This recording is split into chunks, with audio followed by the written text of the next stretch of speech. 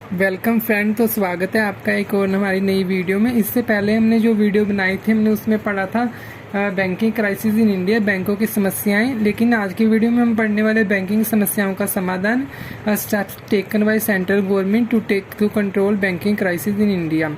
तो सबसे पहले जो स्टेप में सेंट्रल गवर्नमेंट के द्वारा लिया गया था बैंकिंग समस्याओं को कंट्रोल करने के लिए, नरसिम्हन समिति बनाई गई थी सबसे पहले, जिसकी स्टैब्लिशमेंट, उसकी स्थापना जून 1991 में की गई थी। और नरसिम्हन समिति ने जो अपनी रिपोर्ट प्रस्तुत की थी वो दिसंबर 1991 में प्रस्तुत की थी। इसके बाद इसका जो चेयरमैन था वो एम नरसिम्हन थे और इसके अदर मेंबर्स 9 थे। और नरसिम्हन समिति की जो सिफारिशें थी वो एम CRR और SLR को कम करना ताकि बैंकों का प्रॉफिट बढ़ाया जा सके। CRR का मतलब होता है कैश रिजर्व रेशो और SLR का मतलब होता है स्टैट्यूटरी लिक्विडिटी रेशो। इन दोनों को डिक्रीज करना इसकी सिफारिश थी ताकि बैंकों की जो प्रॉफिट है वो बढ़ाया जा सके। इसके बाद जो इसकी सेकंड सिफारिश की थी, RBI को बाकी बैंक के लोन देना चाहिए और लोन पर ब्याज की दरें कम रखनी चाहिए। इसका कहना था कि जो रिजर्व बैंक ऑफ इंडिया उसको जो जितने भी और कमर्शियल बैंक हैं उनको लोन देना चाहिए और उस पर ब्याज की दरें कम रखनी चाहिए। इस ब्याज की दरों को रेपो रेट बोला जाता है। जो भी RBI किसी बैंक को जब लोन देती है और उस पर जो वो इंटरेस्ट चार्ज करती है उसको रेपो रेट बोलते हैं। तो इसकी जो रेपो रेट की दर है, वो रेट है, उसको कम रखना चाहिए, ये इसकी सिफारिश थी। इसके बाद इसकी जो थर्ड सिफारिश थी, बैंकों के द्वारा ज़्यादा लोन ना दिया जाए, बैंकों के कार्य में तरलता लाने के लिए रिजर्व रेपो रेट का सुझाव भी दिया। तो जो हमारा रिवर्स रेपो रेट है, रिवर्स रेपो रेट का कंसेप्ट नरसिम्हन समिति के द्वारा ही चालू किया गया था। तो इसने ये भी सुझाव दिया था कि बैंकों के द्वारा ज़्यादा लोन ना दिया जाए और बैंकों के कार्य में तरलता लाने के लिए, लिक्विडिटी लाने के लिए जो रिवर्स रेपो रेट है वो कंसेप्ट इन्होंने लागू किया था, जिसको बाद में अपनाया भी गया था RBI के द्वारा। इसके बाद जो इसकी फोर्थ नंबर की सिफारिश थी वो थी बैंकों की राष्ट्रीयकरण, जो नेशनलाइजेशन ऑफ बैंक्स है उसको बंद कर देना चाहिए। और इसके बाद इसने फिफ्थ नंबर पर जो अपनी सिफारिश की रिकमेंडेशन दी उसकी वो होती नॉन परफॉर्मिंग एसेट्स। जो बैंक की समस्याएं होती हैं, बैंक के जो लोन रिकवर नहीं हो पाता उसको bank non performing asset NPA कहती है, कि समस्याओं का समाधान के लिए अलग से कोर्ट की मांग की गई कि नॉन परफॉर्मिंग एसेट से जो भी लोन रिकवर नहीं हो पाते उनके लिए समस्याओं के समाधान के लिए अलग से कोर्ट की मांग की गई, जिसकी स्थापना 1992-93 में की गई, जिसका नाम रखा गया था DRT, जिसके बारे में हमने कल पढ़ा था लास्ट वीडियो में, DRT, जिसका पूरा नाम था डेट रिकवरी ट्रिब्यूनल। इसकी स्थापना 1992-93 में की गई थी। तो इसके बाद इसने जो सिक्स्थ रिकमेंडेशन दी उसमें तो बैंकों के ग्राहकों की समस्याओं का समाधान करने के लिए बैंकिंग लोकपाल योजना को अपनाया जाना चाहिए, कि जितने भी जो भी बैंक के कस्टमर्स हैं, बैंक के ग्राहक हैं, जो अकाउंट होल्डर्स हैं, उनकी समस्याओं के समाधान के लिए बैंकिंग लोकपाल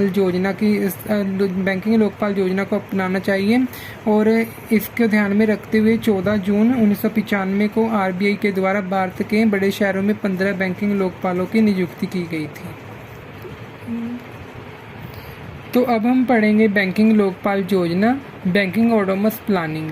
तो बैंकिंग लोकपाल क्या है और ये योजना क्या है, इसके अंतर्गत आने वाले पॉइंट्स को हम कवर करेंगे। तो सबसे पहले बैंकिंग लोकपाल योजना की जो इस्टेब्लिशमेंट हुई थी वो जो 14 जून 1995 में की गई थी। जो इसका प्रावधान था, वो कानूनी प्रावधान कहाँ से ले गया, बैंकिंग एंड रेगुलेशन एक्ट 1949 की धारा 35 सबसेक्शन A के अंतर्गत लिया गया है। इसका जो प्रावधान किया हुआ है, इसका अर्थ क्या होता है, बैंकिंग लोकपाल योजना का एक न्यायिक अधिकारी होता है, एक कानूनी अधिकारी होता है जो कि केवल बैंकों के लिए काम करता है। और इसकी नियुक्ति की थी RBI के द्वारा। बैंकिंग लोकपाल की नियुक्ति RBI के द्वारा की जाती है। इसका कार्यकाल 5 साल का होता है। टोटल बैंकिंग ऑटोनमस अभी हमारे इंडिया में 15 है और इसकी सिफारिश नरसिम्हन समिति के द्वारा की गई थी। बैंकिंग लोकपाल का जो हेड ऑफिस योजना का हेड ऑफिस है वो है बॉम्बे में। और इसका एक और नाम भी है, इसका अदर नेम इसका बैंकिंग लोकपाल का वो है ग्राहक, हिंदी में ग्राहक प्रहरी, इसको ग्राहक प्रहरी के नाम से भी जाना जाता है। तो ये था हमारा बैंकिंग लोकपाल योजना। तो अब हम पढ़ते हैं बैंकिंग लोकपाल के कार्य। तो ये हमारे फंक्शन है बैंकिंग लोकपाल के कार्य। तो बैंकिंग लोकपाल के जो फर्स्ट हमारा कार्य है बैंक के ग्राहकों की समस्याओं का समाधान करना। जो हमारा बैंकिंग लोकपाल है वो बैंक के कस्टमर्स के लिए, बैंक के ग्राहकों के लिए बनाया गया है, उनकी समस्याओं के समाधान करने के लिए बनाया गया है। इसके लिए बैंक के ग्राहकों की समस्याओं का समाधान करना इसका मेन फंक्शन और मेन कार्य है। इसके बाद जो इसमें इंपॉर्टेंट पॉइंट आता है वो हमारा आता है जो बैंक आरबीआई एक्ट 1934 की दूसरी अनुसूची के अंतर्गत आते हैं। आरबीआई एक्ट 1934 की दूसरी अनुसूची के अंतर्गत जो बैंक आते हैं उनके ऊपर बैंकिंग लोकपाल के नियम लागू होते हैं। आरबीआई एक्ट 1934 के अंतर्गत आने वाले बैंक, इसके अनुसूची में आने वाले बैंकों के ऊपर हमारी जो बैंकिंग लोकपाल के नियम लागू होते हैं। और 2006 के बाद ये क्षेत्रीय ग्रामीण बैंकों के ऊपर भी लागू होने लगे। और बैंकिंग लोकपाल जो हमारा जो बैंकिंग लोकपाल योजना है जो 10 लाख रुपए तक की समस्याओं का निपटारा करता है।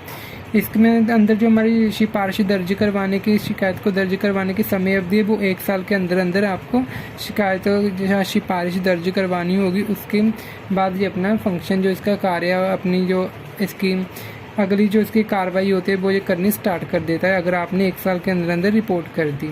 तो आज हमारा ये बैंकिंग लोकपाल के कार्य भी खत्म हो गए थे हमारे जो इस वीडियो में टोटल जो steps taken by central government to control banking crisis, बैंकिंग समस्याओं का समाधान के लिए जो भी स्टेप्स सेंट्रल गवर्नमेंट के द्वारा उठाए गए उनको आज हमने कंप्लीट कर लिया है। अगर ये वीडियो हमारी आपको अच्छी लगे तो वीडियो को लाइक और शेयर करना ना भूलें और हमारे चैनल को भी ज़रूर सब्सक्राइब कीजिएगा। Thank you for watching.